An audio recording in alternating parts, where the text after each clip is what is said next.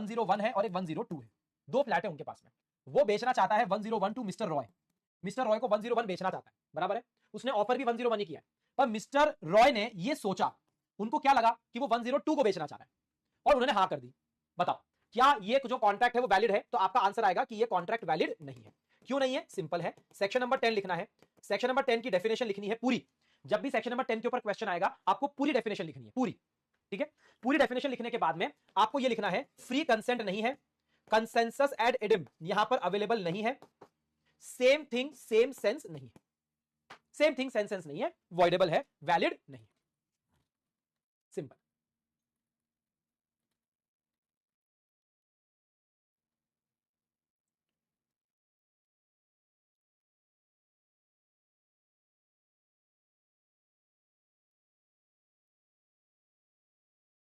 ठीक है, ओके, कर लोगे भैया, लिख लोगे इसका।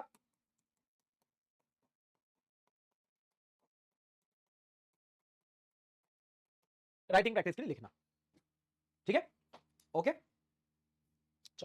तीसरा पॉइंट, तीसरा पॉइंट है कैपेसिटी होनी चाहिए पार्टीज की। कैपेसिटी का मतलब होता है लीगल एबिलिटी। लीगल एबिलिटी के लिए शब्द क्या बेटा? कॉम्पिटेंट होना चाहिए, कॉम्पिटेंट। मतलब आपको सेक्शन नंबर 11 यहां पर देखना पड़ेगा।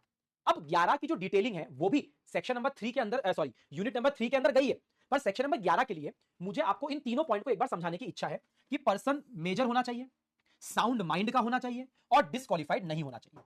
मतलब इन तीनों कंडीशन को फुलफिल करना चाहिए। अगर ये तीनों कंडीशन फुलफिल नहीं करते हो तो आप कॉम्पिटेंट पर्सन नहीं हो। तो एक काम करो, एक काम करो, सेक्शन नंबर 11 के लिए इतना सारा पढ़ने की जगह सेक्शन नंबर 11 में पहला क्वालिफिकेशन एज का है, दूसरा क्वालिफिकेशन साउंड माइंड का है, तीसरा क्वालिफिकेशन डिसक्वालिफाइड का है। इसके लिए मैं आपको थोड़ा सा ट्रेलर देता हूं और मैं आपको बताता हूं सेक्शन नंबर 11 क्या बोलना चाह रहा है। सेक्शन नंबर 11 क्या बोलना चाह रहा है, उसके लिए हमारी जो ये शीट है मैं यहां पर ये लिखूंगा, parties should be legally, party should be legally able. हाँ 2 मिनट, एक काम करो, मैं लाया हूं क्या ये शीट? ऐसा क्यों लग रहा है? नहीं है, चलो कोई बात नहीं, कोई बात नहीं। Party should have legal ability slash competence. Refer next sheet for section 11। Section 11 के लिए आपको अगली शीट देखनी चाहिए। आओ इधर आओ। हाँ भैया, सेक्शन नंबर 11 ने क्या बोला?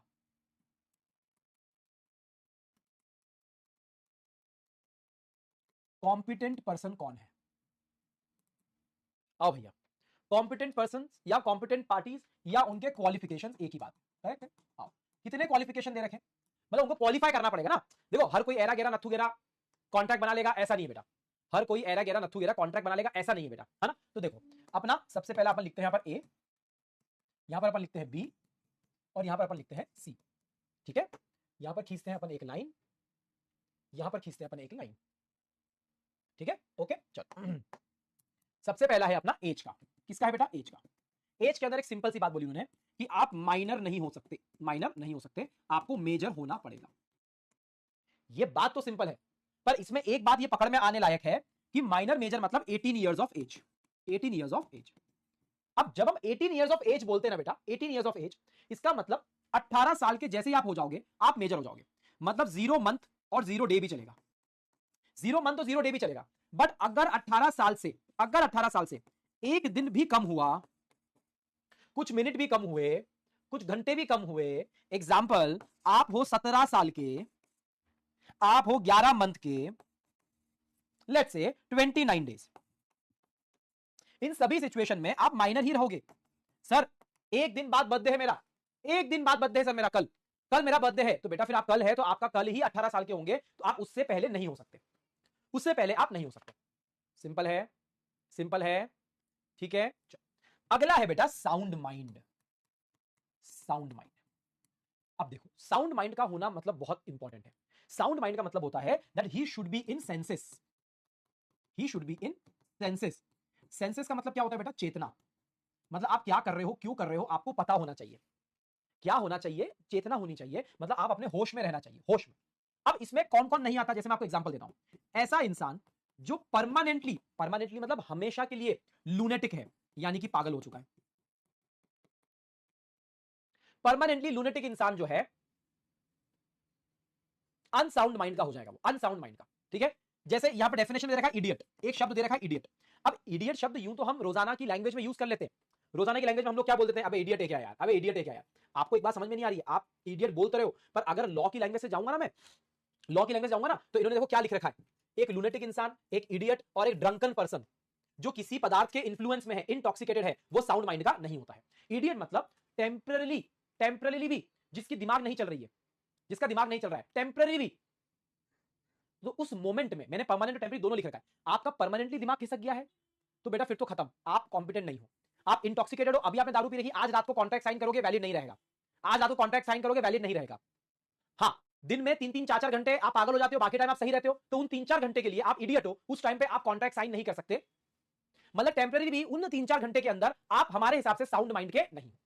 आगे बात समझ में, आगे बात समझ बच्चों, जल्दी बोलो जल्दी बोलो। इडियट, और इन्होंने एक और नाम जोड़ लिया, ड्रंकन पर्सन। ड्रंकन पर्सन जो इन्फ्लुएंस्ड है, इन्फ्लुएंस मतलब दारू वारू के नशे में है, नशे पत्ते में रहता है, इंटॉक्सिकेटेड लिख लो, इंटॉक्सिकेटेड, ठीक है। और लास्ट क्या बचा, सी। सी ने क्या बोला है, नॉट डिस्क्वालिफाइड, मतलब कि डिस्क्वालिफाइड नहीं होना चाहिए, आपको डिस्क्वालिफाइड नहीं होना चाहिए बाय द कोर्ट। अब किन किन स्थिति के अंदर आपको डिस्क्वालिफाई कर दिया जाता है, हाँ, जैसे आप कॉन्विक्टेड हो, यानी कि आप अपराधी हो, आप कॉन्विक्ट हो, आप अपराधी हो, तो भैया आप डिस्क्वालिफाइड हो, आप डिस्क्वालिफाइड हो। एक आता है एलियन एनिमी। एलियन एनिमी मतलब, एलियन एनिमी मतलब जैसे जिस कंट्री के साथ में हमारी कंट्री का वॉर चल रहा हो, जिस कंट्री के साथ में हमारी कंट्री का वॉर चल रहा हो, हाँ, उसको लेते हैं इसके अंदर, वहां के सिटीजंस, वहां की कंपनीज, वो सब, जैसे इंसॉल्वेंट पर्सन, ठीक है। ये सब कुछ एग्जांपल्स हैं डिस्क्वालिफाइड के। बस ये तीनों चीजें आपको याद रखनी, तीनों चीजें आपको याद रखनी। बाकी और डिटेलिंग इसकी जो करी जाएगी बेटा, वो डिटेलिंग करी जाएगी यूनिट नंबर 3 के अंदर।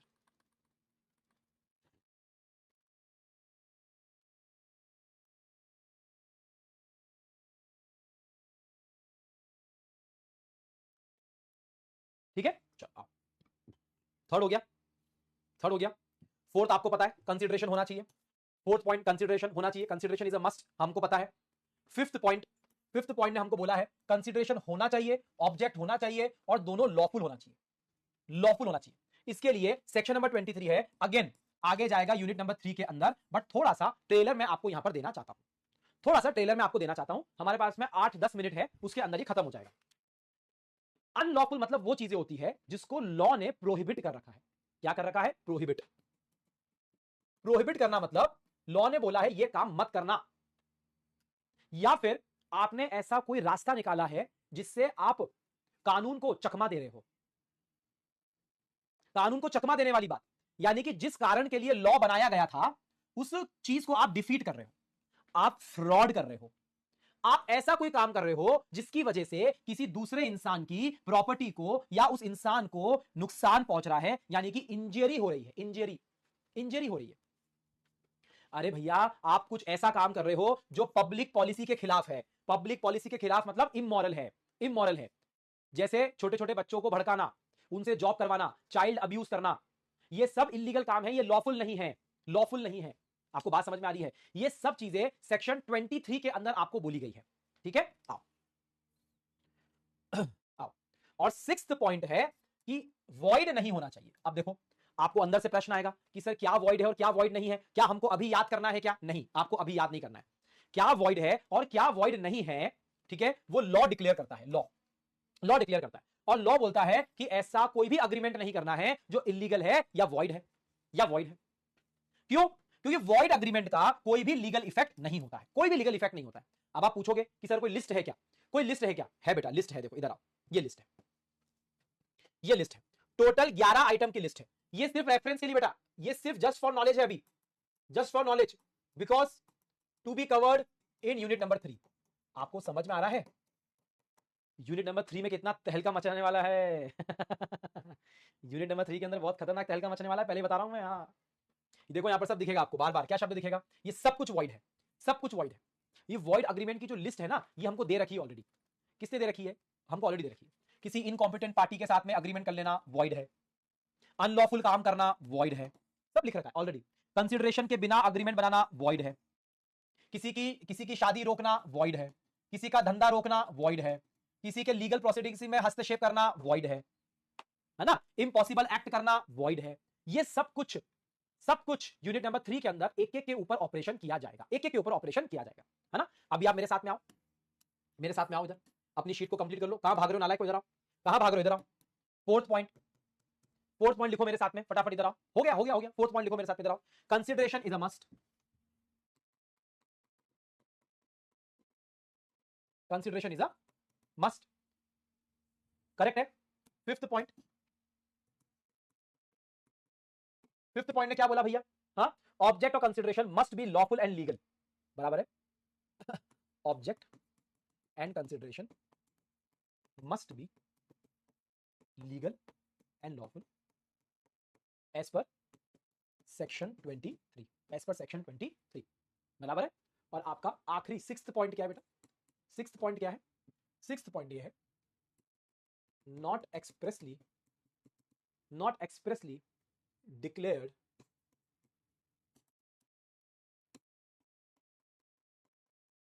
to be void, not expressly declared to be void।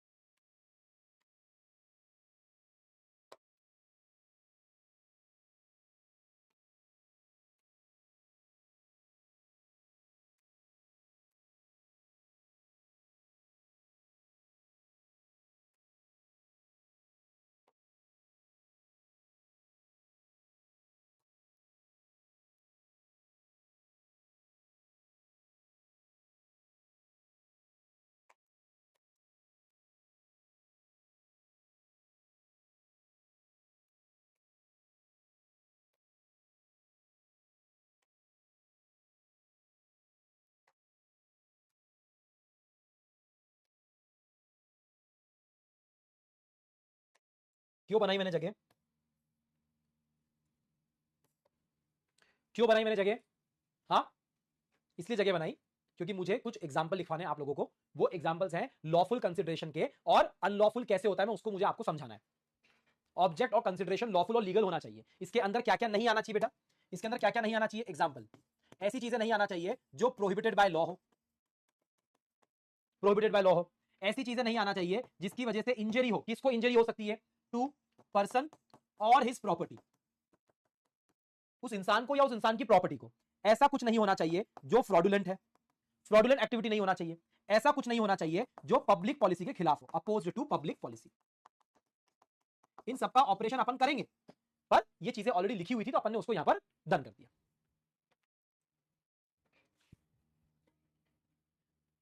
चलो करो भैया फटाफट, खत्म करें इसको, फिर इसको खत्म करेंगे अपन।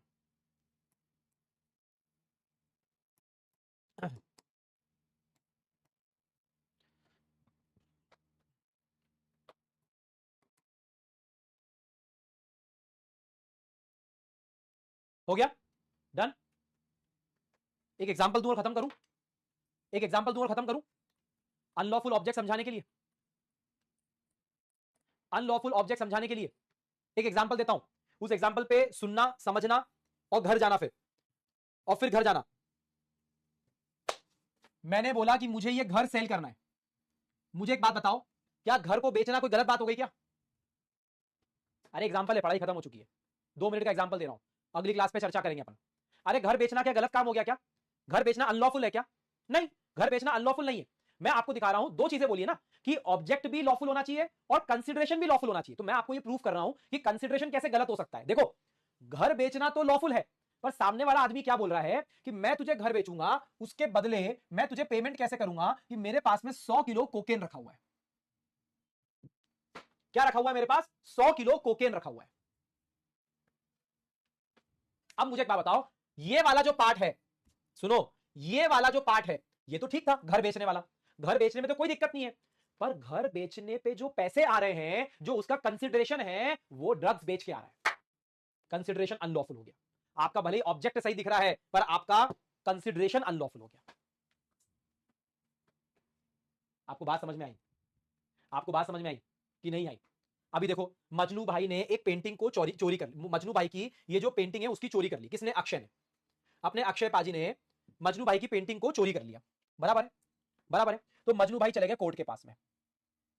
करेक्ट है? करेक्ट है। मजनू भाई की पेंटिंग चोरी हो गई। मजनू भाई गए कोर्ट के पास में, अक्षय पाजी के खिलाफ केस कर दिया। करेक्ट है? ठीक है। अब वो अक्षय पाजी को क्या बोल रहे हैं? मजनू भाई का गेम अलग ही चल रहा है। मजनू भाई कोर्ट के बाहर खड़े हुए हैं। मजनू भाई अक्षय पाजी को बोल रहे हैं, देख पेंटिंग तो तेरे पास ही है, तू एक काम कर, तू इसको 5 करोड़ में बेच दे और अपन दोनों प्रॉफिट शेयर कर लेते हैं। अपन दोनों प्रॉफिट शेयर कर लेते हैं। 2.5 करोड़ रुपए दोनों ले लेंगे, कोई दिक्कत की बात नहीं है। कोई दिक्कत की बात नहीं है। अपन दोनों मिलकर भाई पैसा कमाएंगे। मेरी बात सुन, यहां पर मजनू भाई क्या कर रहे हैं? मजनू भाई यहां पर कोर्ट के लीगल प्रोसीडिंग्स के साथ में हस्तक्षेप कर रहे हैं।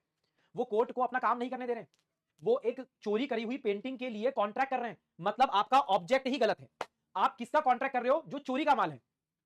चोरी का माल को आप बेचने के लिए आप जो भी कॉन्ट्रैक्ट करोगे तो आपका ऑब्जेक्ट ही अनलॉफुल हो जाएगा। एक एग्जांपल है ऑब्जेक्ट का अनलॉफुल कैसे होता है, और ऊपर का एग्जांपल है कंसीडरेशन कैसे अनलॉफुल होता है। इसका ऑपरेशन यूनिट नंबर 3 के अंदर किया जाएगा। आज आपको सिर्फ एसेंशियल एलिमेंट्स समझाया गया है।